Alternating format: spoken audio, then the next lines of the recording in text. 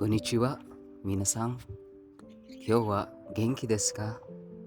私は元気です。はい、どうぞ。So, kamusta kayo? Ito ako, magagala sa Japan kahit walang pera. Alam niyo, ang sarap maglakad sa gamit lang ang payong na pink. Di, walang no choice eh. Pero ayan, nagsalamin pa kami oh. Ang presko sa taas ng bundok na to, papunta sa Jinja. Gumala kami ng friends namin. Ayan, kikita nyo yung mga puno, naglalaki ang mga puno. Tapos may nakita pa kaming agila dyan. Ang laki-laki. Pero takot kami. Kawaii. Kawaii de.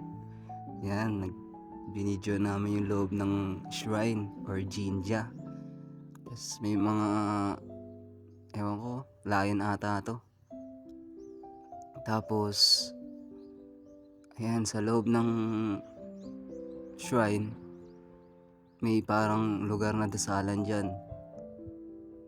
Pero hindi namin alam kung anong pangalan ng shrine na yan. Basta pumasok lang kami. Ayan, makikita nyo yung mga proper way of praying. Yan, nakita nyo yan?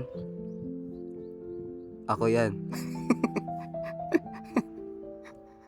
Yan, sinubukan namin mag oinorishimasu. Ayan. So, ang dami pala mga process, ano? Ayan, magbabaw ka. Tapos magka-clap-clap. Yan, hinila ng kasama ko. Bakit daw dito butulog? Yan. Ganyan pala yan. Dapat. Pero natakot kami, baka mapisat. Ayan, naglakad na kami pa uwi. Gamit ang aming payong na pink. Yan. Ganda ng mga puno dito. Naglalaki ang mga puno dito. Parang Baguio. Yan, tsaka damuhan.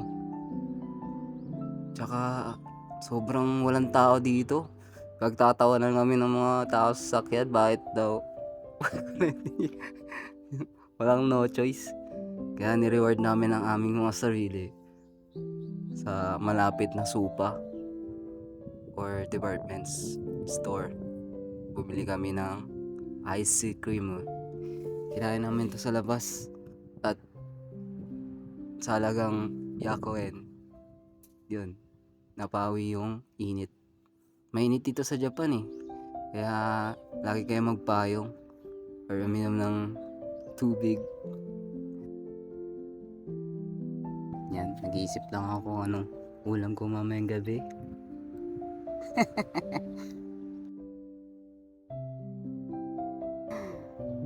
So ayan, dito na muna kami. Magtatapos hanggang sa uli. Mata ni.